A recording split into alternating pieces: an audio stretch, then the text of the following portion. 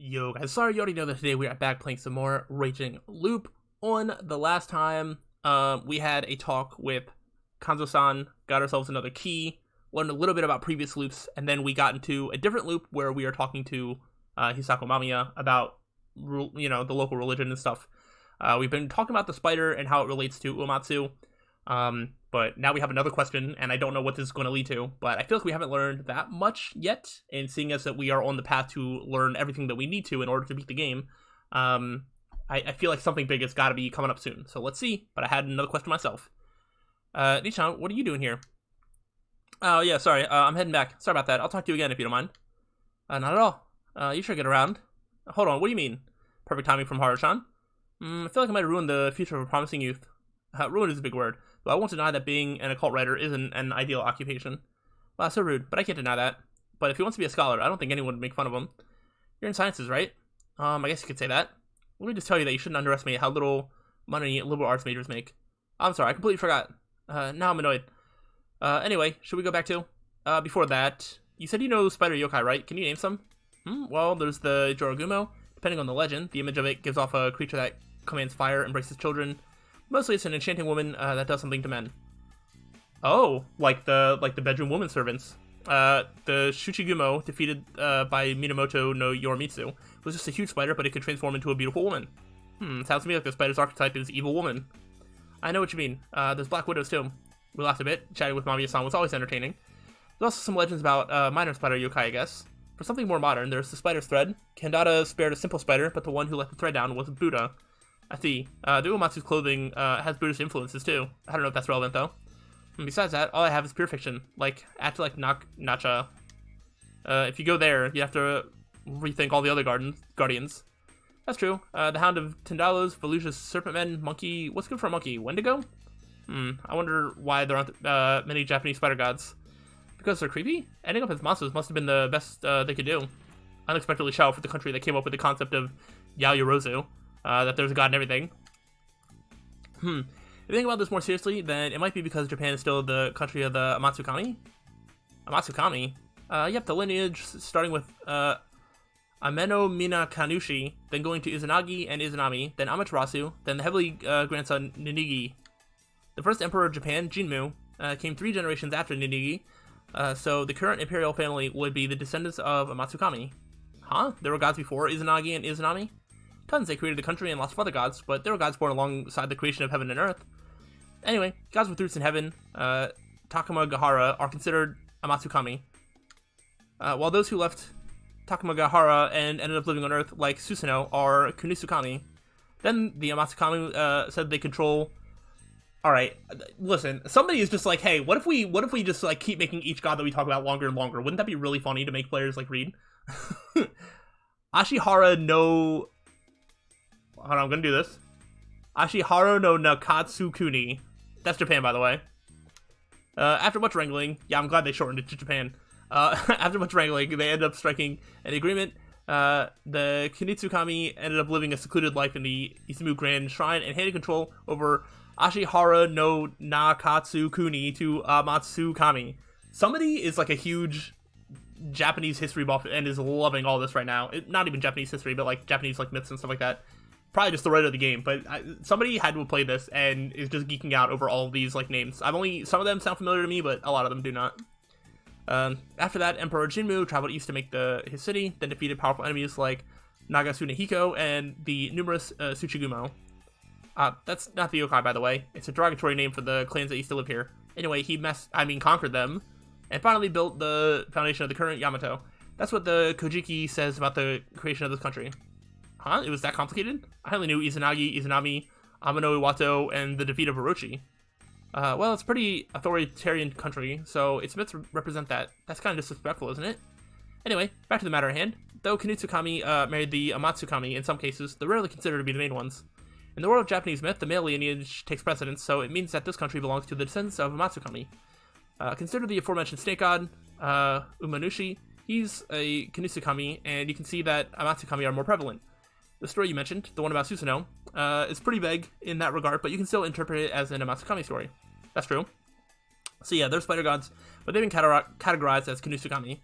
And if you ignore Ukuninushi and Umonushi. They're all very minor.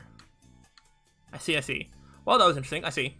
Sorry I couldn't give you a proper answer. Well, I'm just going some time here. Sorry for bothering you. Don't worry, I enjoyed it too. Maybe you should tell it to Chimichan and Mochi too.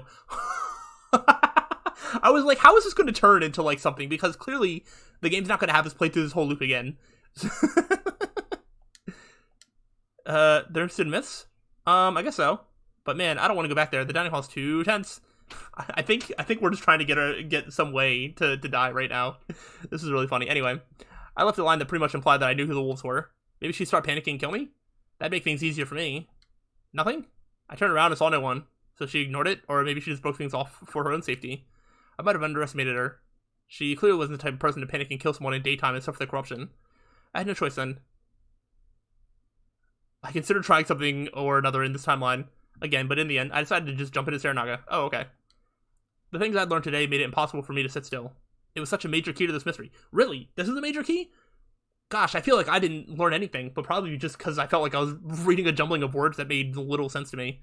Because it's all about myths and stuff that I don't really have that much knowledge about.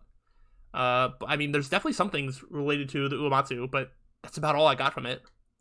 I had to bring it to the me in the next loop as soon as possible. After gathering my resolve, I took a step forward. Gravity vanished. Right before I died, I thought about my one regret. It was the chat from before. Talking about history in the occult alongside Mamiya-san and Yasunagi-kun was a lot of fun. Yasunagi-kun seemed to be enjoying himself a lot too. What a waste.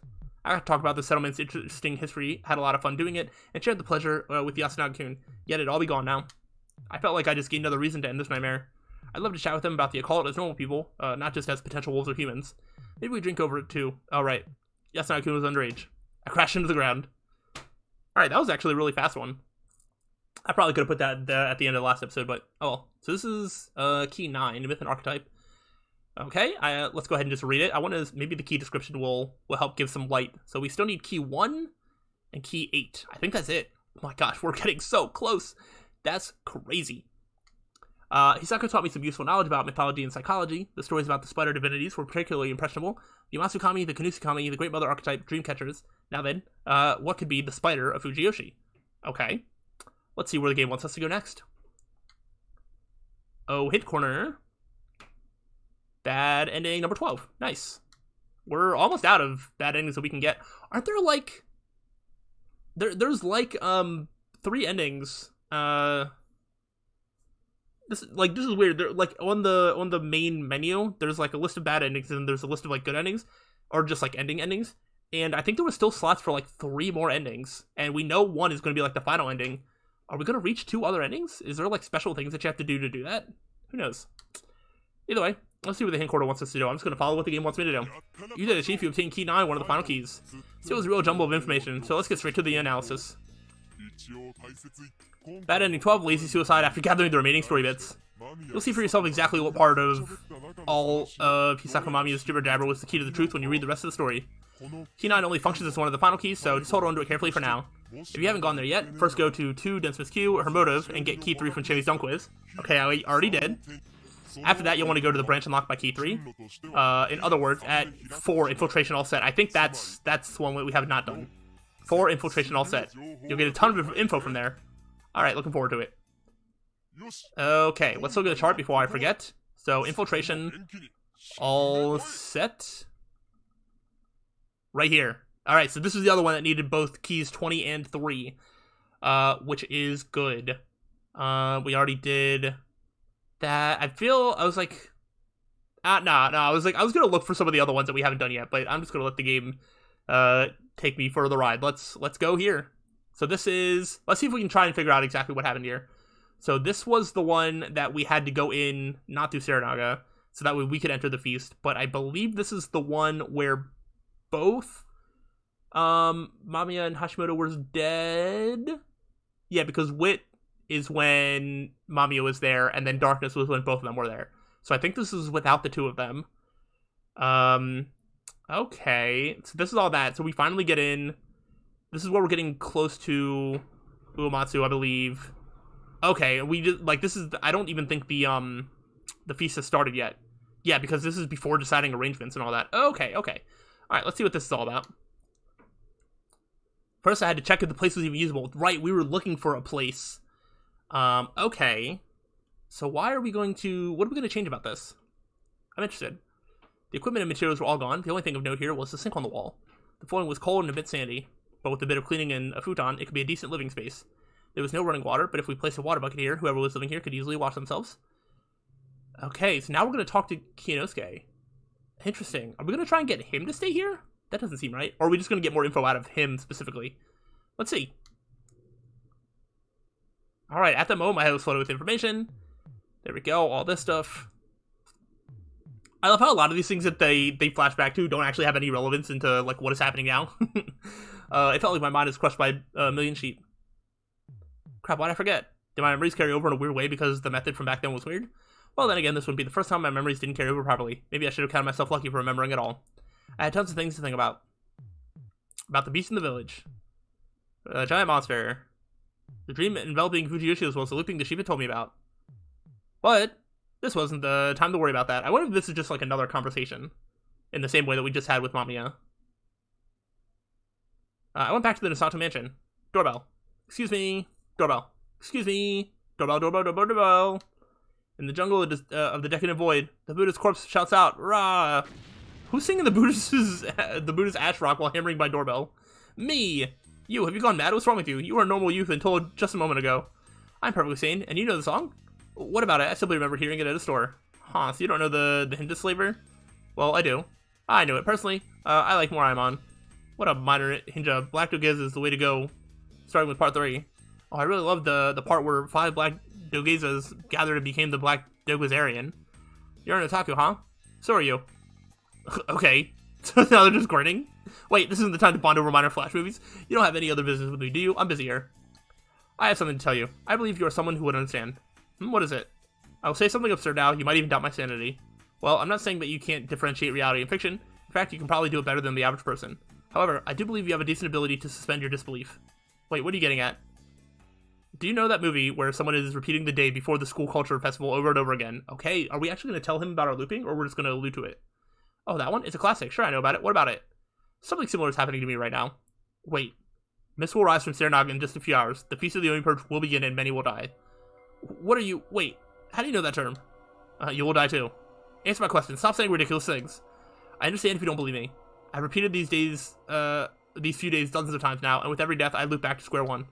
That's why I know a lot about Yasumizu, including things that no newcomer should know about. You are a doctor of medicine, graduated from Exeter University, Chikamochi Kamashido is your nephew, and you have feelings for Rikaku Uematsu. However, I'm sure that's not enough. I could have easily looked that up myself. And what's more, I didn't come here to save you. It's likely that you'll die this time too. But I would like to ask you some things, so I can prevent the feast from happening in another timeline. Are you serious? Yes. Why come to me? Through the many feasts I've been in, I've come to understand what kind of person you are, your nature basically. And I believe that you are a person who can understand things if they're explained properly. Come in. There. Okay, this is... Alright, I think this is just going to be a chat. He let me into the well-furnished reception room. The inside was as fancy as the outside. The village heads had to be really wealthy bunch. Is it that curious? He returned from the kitchen carrying a set of black tea. Sorry for staring. I think it's outdated too. Don't worry, have some tea. Oh, no. Don't need to fuss over me. I'm a poor upbringing, so do tell me if I'm not drinking right or something. I won't mind if you drink how you want. Thank you. Now, was this room prepared by the head of the family from 3 generations ago? Your great-grandfather? Where did you hear about him? You are a, how do I put it, a looper. I do not believe Nosato would tell you about the stain on the family name. Did another village head tell you about it? I don't know what he wants, but he must be some sort of swindler. It was you. What?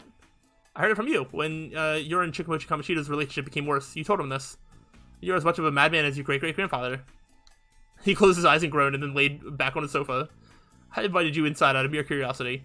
But if you know that much, I might even believe you. I need you. I need you to. Though I don't have anything I would call evidence. Instead, I will tell you of the loops I experienced. It will probably make it seem even more absurd, but I still want you to believe it.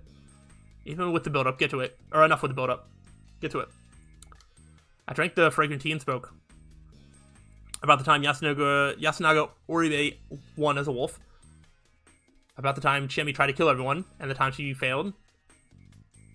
And even how at the end of that time, Kinosuke Shi had for some reason killed Rikaku-san and then I killed him. Yeah, that's the loop that still doesn't quite fit in with, like, everything. It's still a little weird to me. Finally, I told him about the time I became a wolf and sacrificed my companions to win. Though I kept quiet about the sheep and the giant monster for now. It was hard to think that he was the main culprit behind the loop, but there was no guarantee that it wouldn't leak out somehow. Thus, I only told him that I was hanged because Mamiya-san found the flashlight. I'd also mentioned that Kinosuke died, too, and that I'd heard of the thing about his great-grandfather then. After about an hour of talk, he stood up to get more tea. He poured it, and I gladly drank it. Unlike before, it was herb tea. Tired from talking, I let the pleasant scent of the tea wash away my fatigue and eyed him. He was hanging his head, looking down at the tea leaves floating in the sea. He then took the cup in hand, drank some of it, and looked at me. You're right, that does sound absurd. However, it does seem like something that can happen in this absurd place. You believe me? I'll simply say that I'm more interested in this than ever, but the more I listen, the more I wonder. What do you want of me? If you have seen so many feasts, surely you know by now. I'm not a man who can do much in such a dire situation. I'll start with something seemingly unrelated, but I don't quite understand that opinion of yours. At first, I thought you were just an arrogant and haughty person. Then I thought you were just a village head antagonistic to Yasumizu. I would only say that you are just a bit uncomfortable with your hometown, and that you actually have a good discretion and talents. You do absurd things sometimes, but I do believe you look at your decisions from a third person's perspective. That makes me feel like you're hiding your true abilities. I honestly am nearly completely sure that the head families are involved in the feast. Oh. That's why I believe you might know something, but are hiding it. That's why I want you to tell me what you know about Yasumizu's and Fujiyoshi's secrets. Though, as I mentioned before, there may be more delicate matters here, like the Uematsu family. Even so, I want to hear everything. I'm bad at talking and leading, simply because I'm that kind of person. As you know, the current head of the family is my older brother. He's a great man of character with immense intelligence and charisma. I've been in his shadow ever since I was young. Whenever I said or did whatever I wanted, he would spin it in a way that was good for me. Because everything went so well with him, I began to believe I was blessed with great talent. I realized how mediocre I really was by the time I turned 20. I realized I was bad at reasoning and generally a nuisance. That's why I left his village, though I couldn't find a place for myself outside either. The only place where I felt comfortable was the Sci-Fi Research Society. It was basically a hangout for gaudy people like myself. Even so, most of them were smart, and even the president, despite his many repeated years, had excellent leadership skills. I became the vice president, and whenever I said anything too apprehensive, speculative, or scathing, he would turn it around for me. I know full well that I can't lead. I imagine that the me you know merely tried to be useful to Sir Makishima, Yasunaga Oribe, Kun, or Muro. I probably couldn't abandon my pride even in that situation. A village head like me has to take charge and whatnot.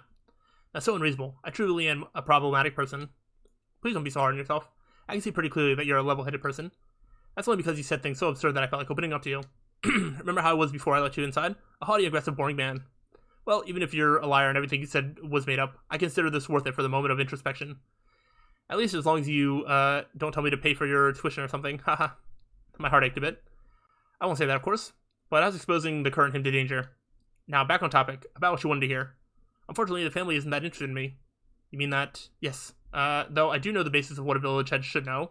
I know absolutely nothing about what they do behind the scenes, though. Do you know about the older hostilities between Yasumizu and Kami Fujiyoshi? No, please tell me. Okay, here we go. Unfortunately, barely anyone knew about the village and the feast, or rather they all converged upon a certain old story. It was a minor bit of knowledge Kinosuke knew of the village head, and he said that Yasumizu had once rebelled against Kami Fujiyoshi. They didn't know what prompted it, but apparently it had something to do with the water used for growing crops. Okay. Anyway, the people of Yasumizu invaded Kami Fujiyoshi at night and stole, beat, and killed people. They were all covered in Serenaga's mud to keep from being identified. Kami Fujiyoshi's inhabitants greatly feared their appearance. Thus, after the rebellion, they decided to make things even worse for Yasumizu, and the inhabitants effectively strangled themselves, apparently. Huh. I believe the thing about Serenaga's mud is tied to Fujiyoshi's unique perspective on life and death, particularly Yomi. So did the mud and the rebellion make Kami Fujiyoshi believe that the people of Yasumizu were Yomibito? That's not out of question, but not certain either. Yasumizu and Kami Fujiyoshi had already been segregated, and it wasn't unlikely that there could be a rebellion. It was likely that the idea to cover themselves in mud was linked to the legend that Serenaga was Yomi and intended to frighten people. I see. So, how should we look at this event? For one, it was the reason for the Shinai Festival, the mountain festival that is still held today. They have a tradition to hold Parade of Wolves, and it symbolizes the subduement and bringing down of the people of Yasumizu. Have you seen the cloth mask say werewolf arming? Yes, it's so that people of Yasumizu don't look into the eyes of the Yomibito. It's the other way around. It's so that the people of Kami Fujiyoshi wouldn't have to look into the eyes of the people of Yasumizu, who may or may not be Yomibito. Oh. So that's how, okay, so that makes sense. These old unreasonable superstitions are still alive because they crossed the line once. That's what the village heads believe. Saying it out loud, I realize how truly awful it is. Why is such a festival and tradition still alive to this day? That festival might actually be important for Yasumizu. Do you know why? I don't. The wolf parade passes all the Okiba in Yasumizu, splashes water on the residents, and meets the village representative in the hall. Tai-san, huh? The wolves would offer some things to the representative, and after thanking them for the festival's success, give them a lot of money and other goods. So they isolate Yasumizu economically and only pamper the place during these festivals. Exactly, you might say that this is just another way Kong Fujiyoshi controls Yasumizu. The money and goods are split among the inhabitants, and I hear it really helps them get by. This was only done out of fear that Yasumizu could rebel again. Okay. Just so you know, the Nosato don't approve of this. Only the Migurama are fixated on it, and they're the top of Fujiyoshi. Though the Higuchi are in on it too. They believe that trampling all over Yasumizu is the logical thing to do. What an incomprehensible bunch. We did meet that guy that I think was the head of the Higuchi family, and he like controls the water supply and all that. He could be a suspicious person in all this. So as far as you know, the Nosato don't approve of this tyranny. Yes, I can't deny that, as far as I know. I'm sorry, I need to make something clear. It confuses me. You said that the rebellion wasn't the result of superstition, but that means that it's not certain if the mountain festival was caused by the rebellion either. Also, the festival and the feast are closely linked. You can even see it in the methods and roles. Well, you mentioned that the divine sake was drunk in the feast as well. Are you sure it's not a coincidence? If they donate paper, writing tools, and rope, it would mean that at least the Miguruma know about what happens in the feast. Hell, at this point, I'm willing to say it with absolute certainty. The Feast of the Oni Purge is a severe crime committed by the head families to intimidate and control Yasumizu. I have an argument. You said that the feast involves monsters, doors that unlock themselves, and supernatural punishments. It's a paranormal event. Yeah, it seems to be kind of a mix, actually. If you are certain that the head families are responsible, I would like a scientific explanation for all the strange events. That's easy. What? Before I get to that, though, I would like to ask something. Can you show me the documents and writings collected in this mansion? I ended up being disappointed once. This house had a storage building, and there were archives there. There had been lots of documents left by Kinoskishi's great-grandfather, but they'd been sorted after he died. Thus, there was barely anything left, and the record storage was more just general storage. Even so, I insisted on taking a look, and now I was here. It really was just a place stuffed with various things. I guess that there was no lie that this whole mansion really is just a place to stash things. Yes, but we do have people living here sometimes. Like who? The previous two heads of the family lived here after they retired. So your father too? Yes. He quickly grew senile and died of poisoning. Is that true? When did that happen? 8 years ago. 8 years ago. That's when a feast was. That's when the previous feast happened. What? Oh yes, it happened after the mist. There was a feast back then. Yes, the official report that people died in the landslide at your construction site must have been a cover for that. What? Wait, are you saying that my father knew something and died because of it? It's possible, and then there's the fact that this mansion was used as a retirement home of the previous Nosato heads. I think we might find something here. If the Nosato really are against the control structure in Fujiyoshi, that's even more likely. Let's look. If there's still something in here, it must be hidden. But the mansion is too large, and we don't even know what we will be looking for. I'm sure it must be something big. It has to be large enough for the previous heads to hide, write, and research. A secret room. I have a blueprint of the place. Okay, he found, opened it, and we went around the mansion. There was nothing strange here, there was no empty spaces, and I didn't see any discrepancies with the actual building. Same went for the storage building. Isn't this a waste of time? No, if the blueprint isn't fake in any way, there must be something in a place it doesn't cover. What do you mean? Let's check the basement of the storage building. Okay, I see. If there's a secret room in the basement, it wouldn't affect the blueprints because it'd be outside the boundaries. Yes, the blueprint doesn't have to show false information, it just has to avoid showing it. But that would make the search even more difficult. Well, he was right about sifting through the mess. There would take forever. But we can make it a lot easier if we focus on the floor and the walls. I'd left my bag in the prefab, so I had no flashlight. I asked Nosato-san for something, and he prepared an aged oil lamp. You have all sorts of things laying around, huh? There's probably a flashlight somewhere, but this suits the atmosphere, right? I knew exactly what he meant. It took us less than half an hour to find it. Of course, it wasn't something that looked like what we were searching for at first glance, but it did seem a bit unnatural. There was a palm-sized crow carved on a wooden surface below the mortar wall. It was a symbol of the Nosato family. Is it a clue? Or some sort of mechanism? It's not just a carving. Its parts are separate and movable. Buttons? So it's like a game. So he wasn't the only Nosato with strange hobbies, huh? I imagine it expects you to press them in order, but do you know any hints? The will of the crow. Offering those up to Fujiyoshi shall be as the will of the crow. Okay, that had to be it. So a Nosato can open it easily, huh? Yes, we never repeat that teaching to anyone who is in family. If it was made by my great-grandfather, then it must be a trap too. Seriously? But it's no problem for you, is it? What was it again? Claw? Feather?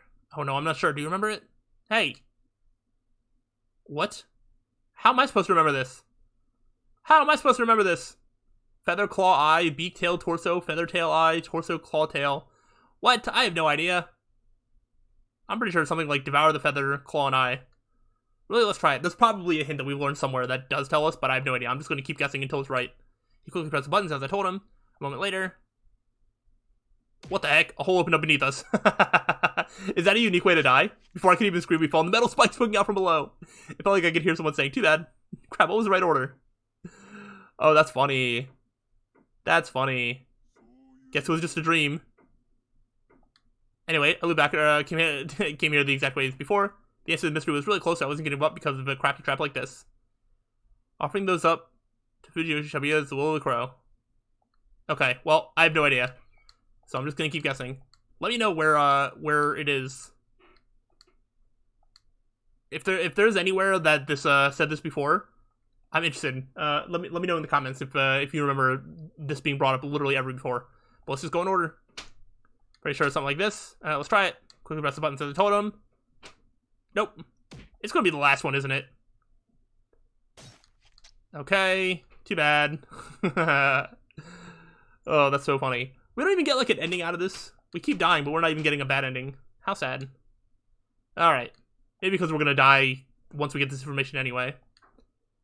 Alright, let's try the third one. Come on. Claw, feather. Feather, tail, eye. Let's see. Pretty sure it's something like devour the feather, tail, and eye. Really, let's try it. And? Nope. Oh, it's really gonna be the last one, isn't it? Let's see. Maybe I just go right to the bottom. And then I skip over what's probably gonna end up being the right answer. Yep, it was just a dream. Alright. Gonna keep trying. Yep. Okay. Come on. Alright. Oh, well, there is only 5. Alright, we'll do it in order. Pretty sure it's something like blah, blah, blah, blah, blah. Moment later. Wow, it was really the bottom one. I should have just went to the bottom. Wait, what if they're all wrong? That could be possible. Oh, no. Maybe once we get the right answer, it'll reference, like, how, Haruaki actually knows it. Because I don't know, obviously. I'm just guessing. Okay. Alright, so this is... Press claw, eye, beak. Alright, I'm pretty sure it's something like devour the claw, eye, and beak. Really? Let's try it. Quickly press the buttons as the totem. There we go. A moment later, part of the wall turned 90 degrees. It opened up a space through which an adult, though probably not Hashimoto-san, could pass. Like this kind of thing, I assume. Oh, how embarrassing, but I can't help but feel excited myself. It must be in my blood. Yeah, I have no idea how you're supposed to know that. Don't worry, I feel you. We met her nonchalantly, despite this dire situation. Once we made it inside, we had to pass through some hanging dried herbs. What's this? St. John's wort? Aren't you knowledgeable? It's just some herbs to repel bugs, don't mind it. And it seems you were right. It's a study. It's tight in here, but the length is good. And let's see what we can find. I hope we have records made by the previous heads. I found a diary. Already? Let me look. Okay, let's see what we can find.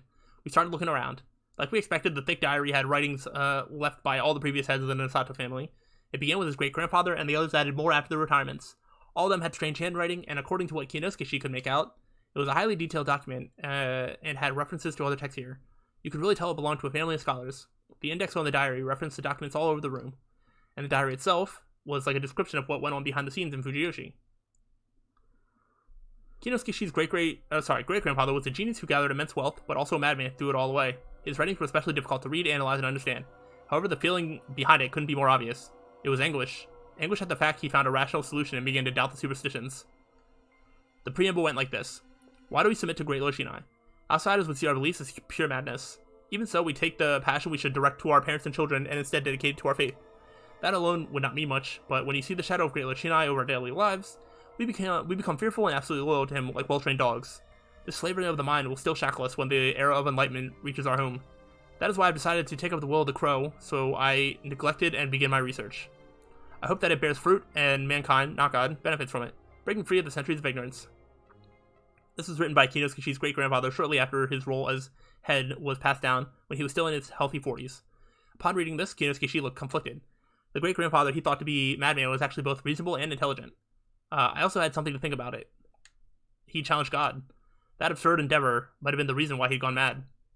The diary had 3 sections. In the first one, the great-grandfather tried to pinpoint the origin of Fujiyoshi. He wanted to find the invisible chains binding him by looking at where they started and where they were going. However, that was difficult. Trying to find documents of Fujiyoshi would have attracted the attention of the other families, particularly the Meguruma, who then obstruct his work. Our legends say that we were protected by Shinai-sama. By looking for proof claiming otherwise, we'd be betraying his compassion, and that was the height of disrespect. It was also a time when not everyone went to schools and literacy levels were really low, thus most of the records were held by the head families. However, there was no record of one of them trying to check another family's records, and that would obviously be met with opposition. Thus, he looked at the historical documents from outside Fujiyoshi. With the settlement being such a strange place, he figured that there would be many records about it made by outsiders. He was completely right. There were lots of old writings in the nearby villages and towns. Since it was wartime and the economy was dire, the paper was about to be wasted on fixing sliding. He used his own funds to acquire these precious documents. They were now organized and placed somewhere in the room, but anyway. He was able to locate Fujiyoshi's roots. It happened 600 years ago during the Muromachi period, a bit before the Sengoku. According to the documents, the place now known as Kan Fujiyoshi began as a hunter settlement. This place was a hunting ground for centuries. Game meat had only spread among the common people during the Meiji period, but the country folk had been eating it for long before that. At first, it was just a settlement of cabins for the hunters from nearby villages to rest and shelter, and places to skin and prepare meat. But once the people realized how rich the area was in game, they began colonizing the place. As a result, a part of Kan Fujiyoshi was born, and the people began living here as either farmers or hunters. The settlement had no name yet. However, these extremely old documents referred to it as Ukami Village or something similar. Not Ukami as in Ukami-sama though, but Ukami as in wolves, the canine beast. Apparently, this place really had wolves before. Not mountain dogs or badgers, but actual wolves. That was no secret though. The Shinai Shrine ran by the Meguruma had actual wolf bones in it. However, according to the documents during the settlement's development, the place was often attacked by wolves that caused major damage. They probably tried many things to deal with them, but the documents wrote down one very simple method. The people of the wolf village prepared a human sacrifice and consigned them to flame. Human sacrifice. It was a practice that had existed in Japan for a long time. During construction or whatnot, people would be killed and buried as offerings to prevent misfortune. I'd heard of human sacrifices made to prevent bridges being taken away by floods, or people buried during castle fortification. It was a pretty big deal. Still, it wasn't weird to do it to prevent a beast-related problem. It did seem like a plausible story, so I wasn't surprised. Neither of us were specialists, but from what I knew, people tried to benefit from sacrifices by later on worshipping them as gods. I even heard that the pillar kanji used to count gods was based on the term for human sacrifice. Anyway, following the sacrifice, the beast attacks subsided, and the settlement continued to grow. At this point, the upper settlement, once known as the Ukami village, now Kan Fujiyoshi, was surrounded by cabins and other settlements. Through irrigation, these settlements gathered water from the wolf village. One of these settlements was a dangerous place that was often covered in mist that led people to their deaths, and for some reason the locals found it really important. Oh, so this has been going on for a long time. Kinosuke, his great-grandfather, and myself figured that it had to be Yasumizu.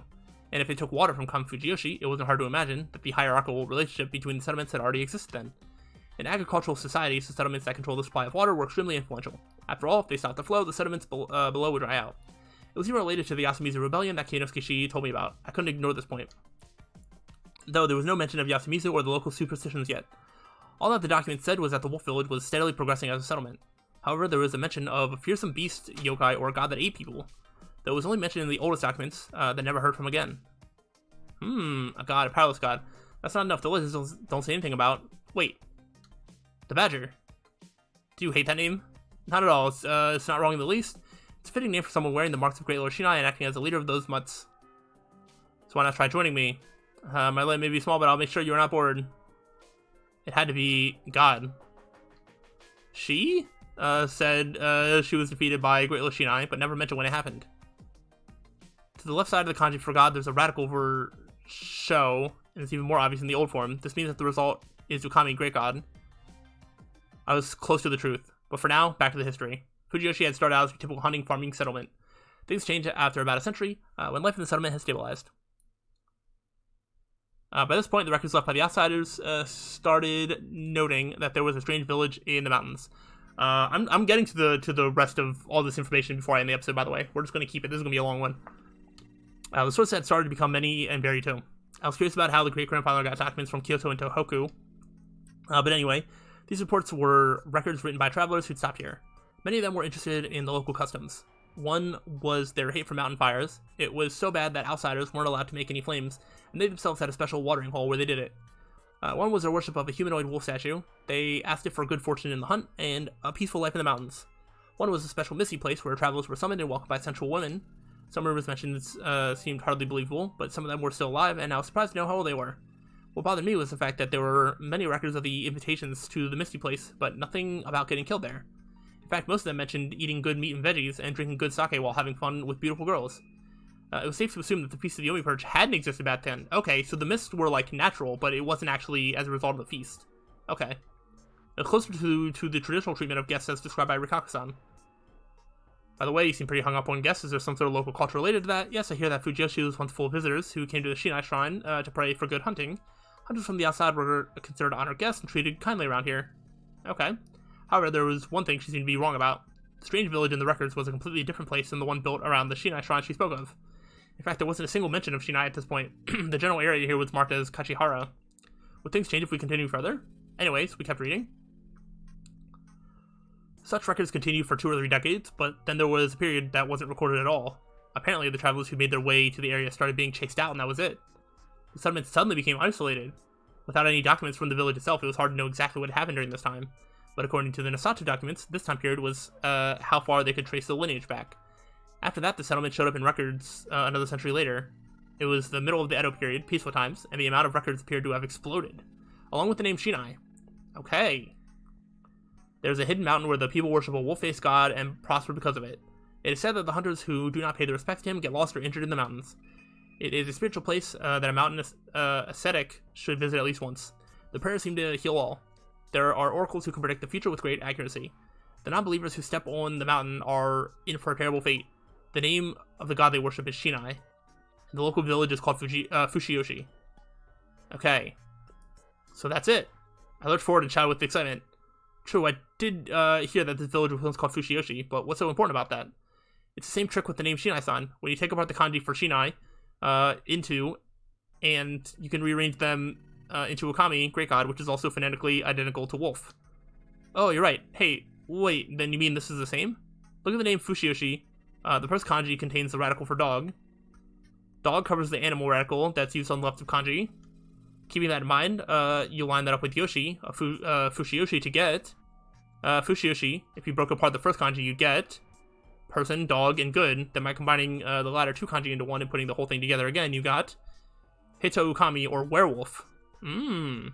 Werewolf, Hito Ukami. Does that refer to the Ukami-sama, or to Great Lord Shinai? The two of them are essentially the same. One takes the form of the peaceful god, Great Lord Shinai, and the other takes the form of the resentful Ukami-sama. They both take the shape of 3 werewolves, but do different things. I really can't blame people for seeing them as the same. Let's not forget that we have documents saying that there was a culture here that worshipped werewolves at least a century ago. They probably had some beast attacks, started holding human sacrifices, and built a primitive faith around werewolves. And as time passed, that evolved into Shinai-sama. Ukami-sama is a divinity born during one of those stages, and to the people of that era, they were the same thing. The villagers of Fushiyoshi were fully aware of the religion's peculiarities, and even hid that in their own village's name. Why did they hide it in the first place? I'm sure we'll find more hints up ahead. You're right, let's move on. Great-grandfather seemed to have noticed these hidden words too. The reports that followed generally described Fushiyoshi as it was, though their strange practices were now considered rituals, and it seemed to prosper as a cult village. It was a mountain village far from the rest of civilization, yet it prospered through the money left behind by guests who made the trip regardless. There were now 2 types of guests here, the ones who visited the place to hunt, and the ones who came for religious reasons. The writings from the later dates included lots of those left by monks who would come here to study the culture. All of them were surprised by the strange faith and legends of Fushiyoshi, and praised the strength of their belief. Some wrote about the faith in detail. Many of them clearly named the 4 head families and the legend about the 5 guardians. The hunters, however, didn't leave many writings. Or rather, it wasn't even their writings. Besides a couple reports by local lords of someone hunting down large beasts on Mount Shinai, there were also those that simply mentioned men who went hunting in Fushiyoshi and never returned. One of them clearly stated, "Do not hunt in Fushiyoshi in the summer. The people of Fushiyoshi speak of the curse of Yasumizu." Interesting. I see, Fushiyoshi has changed a lot over the century. Yes, it's fair to assume that all the local names and stories were created during this time. Yasumizu seems to be leaving a different impression too. The hunters who visit this place don't come back. That must mean that the Feast of the Yomi Purge had begun. The history continued. After a while of prosperity due to its Shinai cult, Fushiyoshi began to deteriorate come Meiji. The new government centralized power, rural areas began to be developed, and the religious reforms established Shinto as the state religion. The anti-Buddhist movement of that era planned a complete separation of Shinto and Buddhism, destroying many Buddhist temples, customs, and cultural assets, dealing another blow to the village and its faith. This could easily be found in the Nosato records, but it was admitted here that the Uematsu were particularly damaging for them. Well, there was no denying that the Uematsu culture seemed Buddhist in nature, and the prostitution part must have made them targets of harsh prejudice.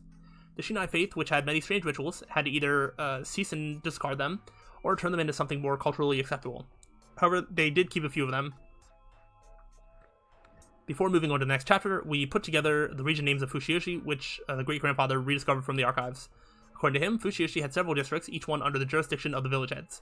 The Migarama had Fushiki, where the Shinai shrine was built. The Higuchi had Hoshizuki, where people gathered. The Nosato had Tomaguchi, the medical plant field right beside Kagagawa. And last, the Uematsu were given the Hachao, the lodging area. According to Kiyotsukishi, these regions remain in common Fujiyoshi to this day. In fact, the names of these regions had existed from the era when the name Fushiyoshi began to spread to the outside, as was the designation Kamafushiyoshi. On the other hand, places aside from Kamafushiyoshi had already been clearly identified and named, such as Yasumizu. Not Yasumizu spelled with a kanji for rest in water, but rather rest in lord. I see my great-grandfather reached the same conclusion as us then. If you swap the kanji for Fushiki around and combine them into one, you get comb for hair. With Hoshizuki, you do the same trick, then combine them to get liver. Huh. Kagagawa was originally written as that. Put the first kanji on top of the latter, and you get bone. Tomaguchi is a no-brainer. Put Guchi on top of Tome, and you get foot. And with Hachao, you place the second kanji between the first to get claw. So the region names of Kamfujiyoshi were divided up and based on body parts. And then we get to the real spelling of Yasumizu. Break the first kanji down. You're left with person, tree, and lord. Combine the latter two into one kanji to put the full word together, and you get human sacrifice. Oh, interesting. His great-grandfather seemed to have no clue about the purpose of the names. However, he did guess that the oldest one was either Fushiyoshi or Yasumizu, while the other names were new. He concluded that link between these names and the words werewolf and human sacrifice was related. There was another thing here.